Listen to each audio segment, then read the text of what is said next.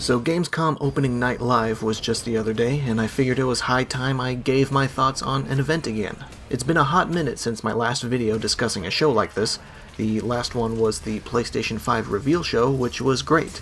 Unfortunately, all the other little events since then have been not as great, which is why I never did videos for them. But for the sake of thoroughness, however, I'll go over my thoughts on them really quickly before I talk about Opening Night Live. If you want to skip ahead to Opening Night Live, then use the chapter function, or the timestamps in the description.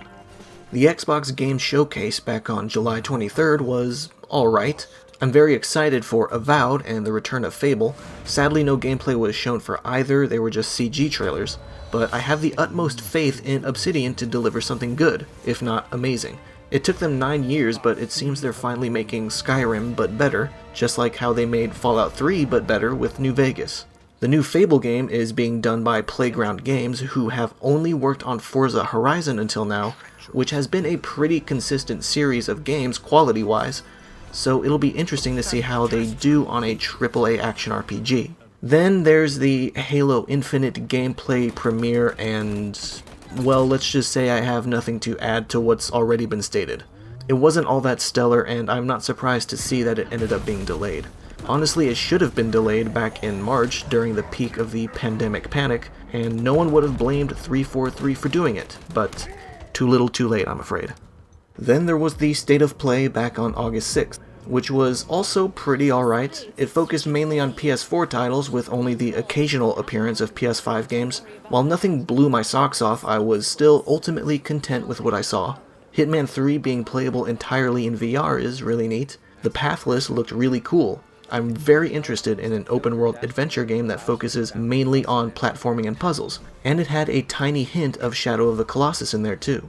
Genshin Impact, which some have likened to anime Zelda but actually looks more like an open-world action RPG, seemed like it could be pretty good as well. And Temtem is coming to PS5 alongside Xbox and Switch, which is great to hear. Then there was the Street Fighter V Season 5 update, which was a short video revealing the roadmap for the upcoming season. 4 of the 5 upcoming characters were announced: Dan, Rose, Oro, and most shockingly of all, Akira Kazama from Rival Schools, which was very unexpected. Capcom acknowledging the existence of rival schools is an occurrence that happens rarely and far between. Dan being there is great, Rose being there is fairly expected, but I'm not complaining, and Oro is cool too. The 5th and final character is yet to be revealed, and speculation is high right now, but I think it's going to be a character that leads into Capcom's next big fighting game project. Either that or a major guest character. I'd be surprised if it were neither of those things. That pretty much sums up all of my thoughts on the events that I cared to discuss. There were a couple more, like Ubisoft's, which I actually completely forgot until now. What they showed was okay, nothing I didn't already expect, even the reveal of Far Cry 6. Devolver had their own show too, and I think the one thing I cared about the most was Shadow Warrior 3. I actually didn't watch any of the Cyberpunk 2077 events because I want to go into that game as blind as possible. Cuphead had a mini-event to announce its arrival on PS4, and the DC Fandom happened, which I'm actually considering making a video about on its own because there's something specific I want to discuss about the games from there. Not sure though. But yeah, that touches on pretty much everything of note, I think, and finally leads us to right now. Gamescom Opening Night Live, hosted by Jeff Keighley in Los Angeles, despite Gamescom being a European event. But hey, details, COVID, etc. And the entire 2-hour show was also alright, just like most of the digital events before it. If there's one thing that this summer has proven though, it's that these shows don't really need a host or direct interviews. As much as I respect Jeff's passion for video games, events like Opening Night Live are better off being served in a format similar to the PlayStation 5 showcase, where devs give a very brief introduction before diving straight into the trailer, and then moving on to the next. Regardless of how I feel about the format, however, there were some things in here that caught my attention. I won't talk about every single game that showed up because we'd be here all day, so I'm going to keep to what stuck out to me the most. First off, we finally received gameplay footage of Doom Eternal's first DLC, The Ancient Gods Part 1, which launches on October 20th. It shows off the new mission areas, which appear to be some sort of infested location similar to Urdak, an ocean base, and more hell. There's also new enemy types, including what seems to be some sort of possession mechanic that makes enemies stronger. Then the trailer ends with Doomslayer fighting two Marauders at the same time, which was surely included to purposely make fun of the people who complained about them being too hard, and I think that's great. This DLC looks really cool, and I look forward to any reason to play more Doom. Then BioWare showed up momentarily to show us Dragon Age 4 concept art and behind the scenes footage, and honestly I have mixed feelings. It sort of comes off as reassurance that they're still working on the game and asking people to not abandon them in the wake of Anthem's failure. But it also comes off as them acknowledging that they have to knock it out of the park or suffer dire consequences. Could be both, they're not mutually exclusive motives. Then we get Teardown by Tuxedo Labs, a really interesting indie game that involves copious amounts of environmental destruction to create your path between checkpoints to pull off a heist. The trailer shows off blowing up walls, driving a car through a building window, destroying glass ceilings to create an entrance, and using metal beams to make bridges.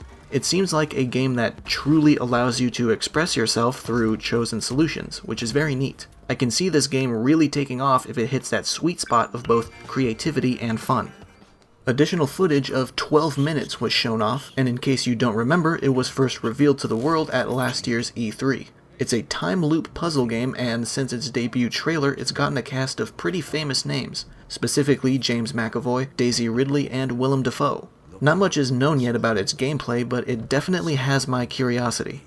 Age of Empires 3 Definitive Edition was finally announced, and it looks great. I absolutely love the Age of Empires series, and 3 is probably my favorite, so I'm seriously excited for it. The graphical improvements look great, and they even added 2 new civilizations, the Inca and the Swedes. After that, Chorus was given a new gameplay trailer, and it looks fucking cool. Genuinely hyped for this game. I love its aesthetic, I love its speed, it looks really, really awesome. Fall Guys 2 got its Season 2 content preview, and it looks really fun.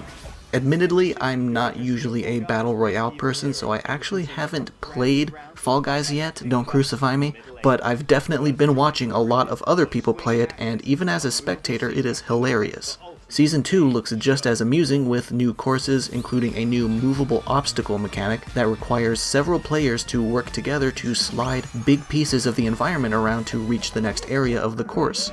Could be interesting. Lemnis Gate gameplay was revealed, and it's a turn-based strategy first-person shooter. Looks like a weird combination of genres, but after seeing gameplay of it, it seems pretty interesting. From what I could understand, every player has 25 seconds to execute any action they wish, whether it be planning ahead for an enemy's action, making up for the mistakes of a previous action, or just initiating combat. And this goes on for 5 rounds. It seems really complex on paper, but if it ends up being fairly streamlined and understandable in execution, it could be very neat. And then the entire show ended with an extended look at gameplay for Ratchet & Clank Rift Apart. It was a much longer version of the area we saw at the PlayStation 5 reveal show, giving us a non-stop look at what seems to be the entire level. And it still looks amazing. I'm just as eager now as I was back in June. It looks great. The graphics are beautiful, the destruction is immense, the combat looks fun. Amusingly enough, it was confirmed that this was actually a follow-up to the PS3 game Into the Nexus, which is the original continuity, and not the reboot game from 2016. So they're going back to the original saga that started on the PlayStation 2. Interesting. So yeah, overall it was an alright show. Wasn't life-changing, but I am more or less content with what I saw. However, I continue to be fairly disappointed by this entire summer of events. We've been getting dozens of these singular, isolated little showcases, and it's been a wild roller coaster of relevance, importance, and quality. I honestly don't think I'm a huge fan of it. I honestly miss E3. I'd rather have all of this stuff condensed into 1 week and go through a 3-month news drought afterward than try and keep up with this tangled mess of events again. There is an argument to be made that this huge wave of non-stop shows allows you to just filter out stuff you don't care about easier, but it still felt more organized when it was E3, and it was crammed into several consecutive days instead of scattered around the entire summer. I don't know, maybe I'm just being set in my ways. But that concludes my thoughts on Gamescom Opening Live and a bunch of other events that preceded it. As far as I know, there are 2 more upcoming events, but they're both related to superhero games, so I'm probably gonna end up skipping them. I think it's safe to say we're all anticipating one more State of Play and one more Xbox game showcase before the next generation begins. I have no idea when to expect those events, but I guess we'll just have to wait and see. We're still in desperate need of a release date and a price point for both upcoming consoles, or all three upcoming consoles if the rumored Xbox Series S is real. So I guess we have no choice but to stay patient. God forbid we don't find out how much these machines cost until we're holding them in our hands at the cash register. Regardless though, I am looking forward to more content for the next generation. So thank you for watching, and I'll see you around.